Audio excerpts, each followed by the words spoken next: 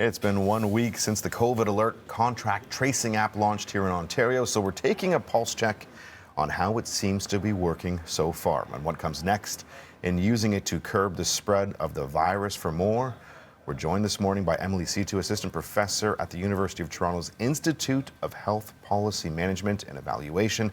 Emily, thanks so much for joining us this morning. We really appreciate it. So as I mentioned, 1 week since it was launched, about 1.3 million people are using it here in the province. Now, it hasn't been rolled out nationally, but if we look at that, we're rolling at about 4% of the population. How many people need to sign on to this app for it to actually have an effect? So in general, the numbers and target numbers around the world for these type of apps has been around 50 to 80%. However, no country really has hit anywhere near that type of numbers using a voluntary approach that we're doing in Canada. But I think what's important to really remember is that it could have a big impact even with much smaller percentages of people downloading it, especially if these people are in the same kind of circle, social circle, so that they're kind of meeting together. And when it comes to, what do you think perhaps could be some of the reasons we're not looking at 5, 10, 15 million people signed on to this thing yet here in the province? There's some concerns around privacy, though. Do you think that this has been, it's kind of a moot point, considering that it's using Bluetooth technology? It's your phone just talking to another phone if you and I pass in the street and one of us have COVID-19.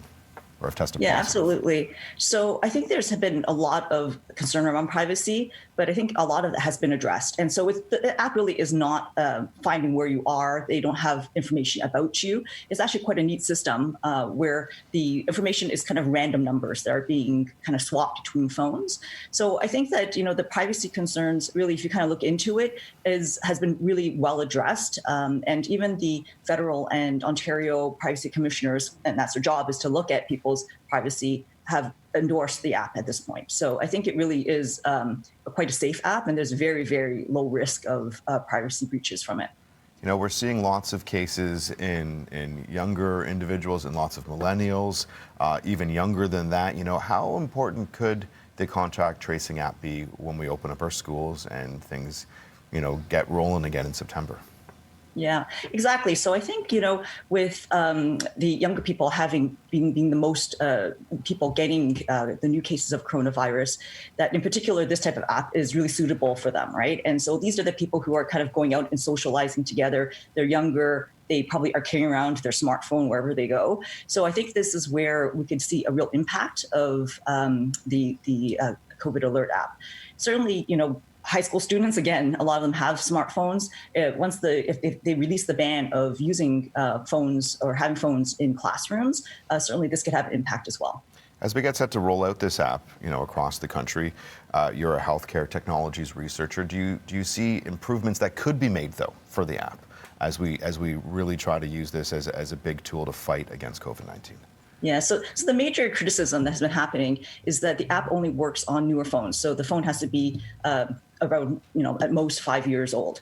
And so we know that, 10 to 20% of people have older phones. So this is a concern for a lot of people, especially because people who have older phones are probably the most vulnerable and underserved population. So you're looking at the elderly, people who have lower incomes, racialized people. So this has been a huge criticism of that. But as I said, still with the people who can download it, if they do, this could have impact. And again, stopping the spread or reducing the spread of the virus benefits everybody.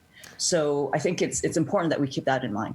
We've heard how technology has been used overseas in the fight against COVID. What are some of the success stories you've seen with technology and apps like this in other countries around the world?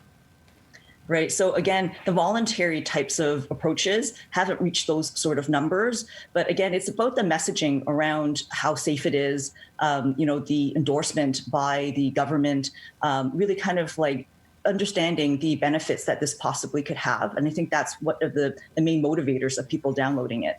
So the countries that you've seen that have done a pretty good job, such as Ireland, Germany, they've been doing a very good job of promoting the privacy kind of measures that are within the app, and as well as kind of really just endorsing and having the population understand the importance that this could have. Emily, thanks so much for sharing your thoughts this morning and joining us on BT. We really appreciate it. Now remember, Toronto, it's your turn to sound off on this topic. Have you downloaded the contact tracing app? Do you have concerns surrounding it? We want to hear from you. The number to call in is 1-866-267-3797 or email us at feedbackbreakfasttelevision.ca.